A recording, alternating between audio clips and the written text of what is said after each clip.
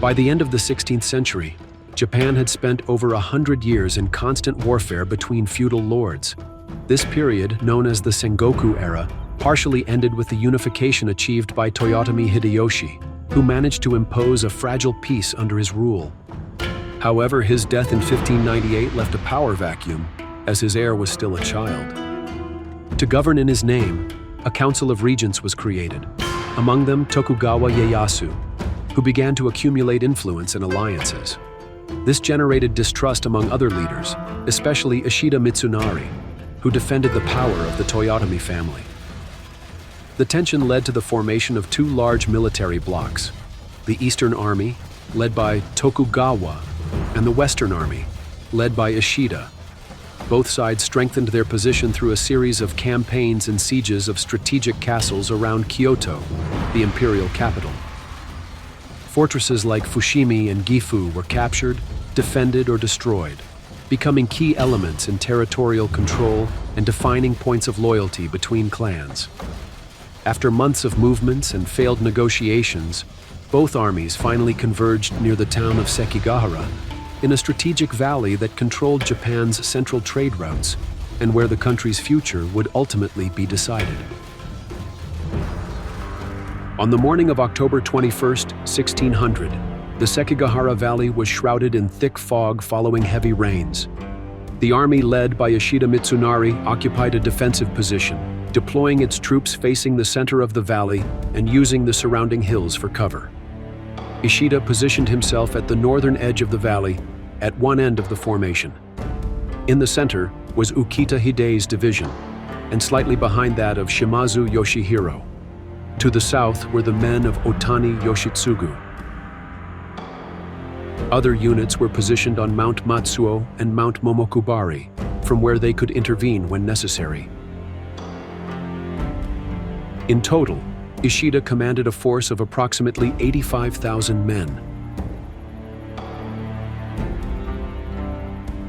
The Tokugawa army, having advanced from the east, positioned itself at the entrance to the valley. It placed the bulk of its troops in the center. Some forces remained in reserve in the rear, while others spread out to the flanks, occupying the available ground in front of the enemy positions. He established his command post on a hill beside the main road. In total, he had about 85,000 men, but almost half of those forces, under his son Hidetada, were engaged in besieging Ueda Castle.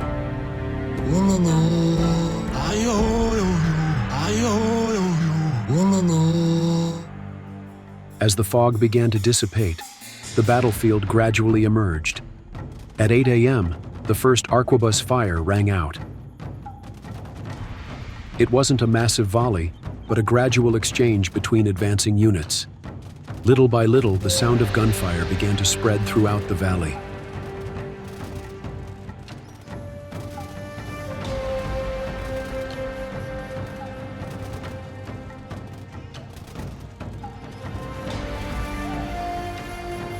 General Lee Naomasa, acting ahead of Tokugawa's orders, advanced at the head of his shock cavalry directly toward the center of Ishida's line.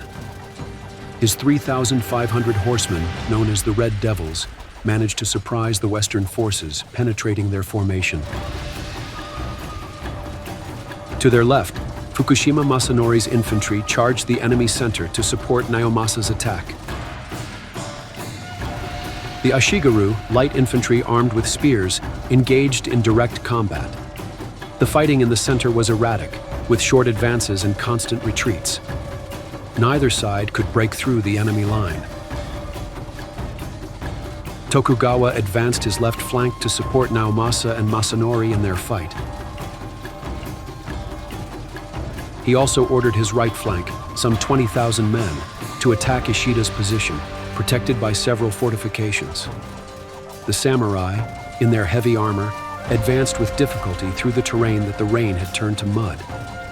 Ishida's forces closed ranks to defend their commander, who also ordered the firing of several cannons he had brought to the battle. This was an unusual weapon in Japan.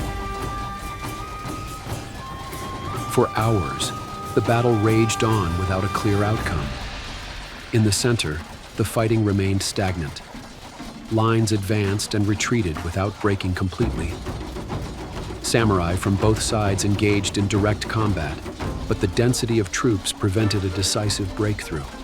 The slightly uneven terrain favored small skirmishes rather than large organized charges.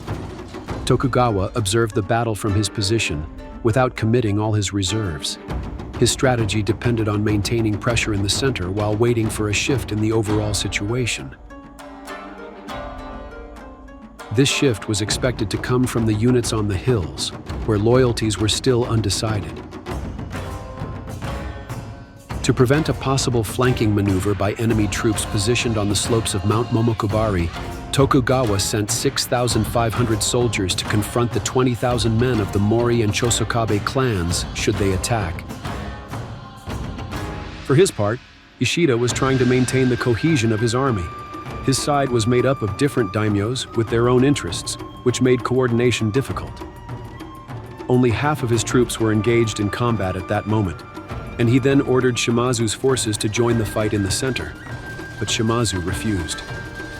As the morning progressed, the battle remained unresolved. Casualties were gradually increasing, but not decisively.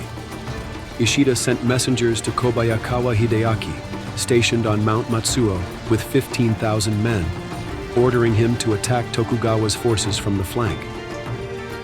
His army had remained stationary for much of the battle, observing the unfolding events without intervening. He also ordered the Mori and Chosokabe forces to attack Tokugawa's army. The leader of the Mori vanguard, Kikawa Hiroi, decided not to intervene for the time being, awaiting Hideaki's next move. Around noon, Kobayakawa's army began to move. His troops descended from the hill, advancing toward the main battlefield. As they approached the flank of the Western Army, it became clear they had switched sides.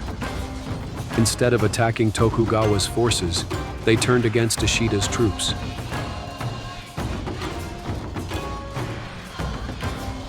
This move had an immediate impact on the stability of the front. Units of the Western Army began to react in confusion. Some attempted to reorganize to face the new attack, while others began to retreat without waiting for orders. The army's already fragile structure began to rapidly disintegrate. Seeing the changing situation, several Allied commanders decided to withdraw or cease active participation in the fighting. This further reduced the Western Army's capacity to resist. Tokugawa ordered his forces to advance, taking advantage of the enemy's disorganization. Unlike the previous phases, where the fighting was evenly matched, the battle now transformed into a gradual retreat of the Western Army.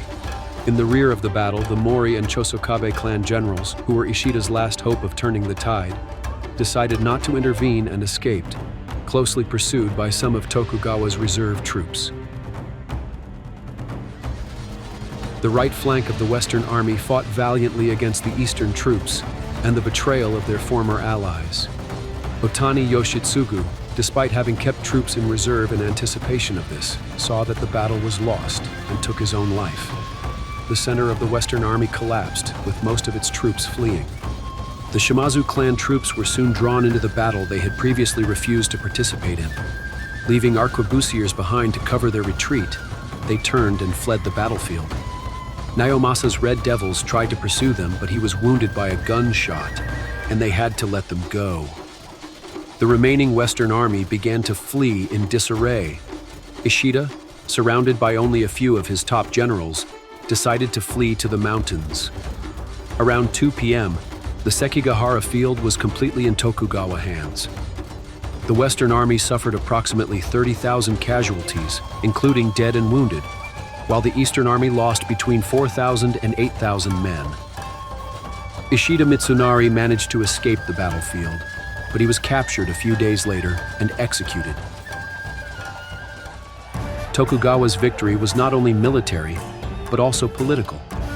With the defeat of his opponents, he consolidated his authority over most of Japan and eliminated the main rivals, who could have challenged his power.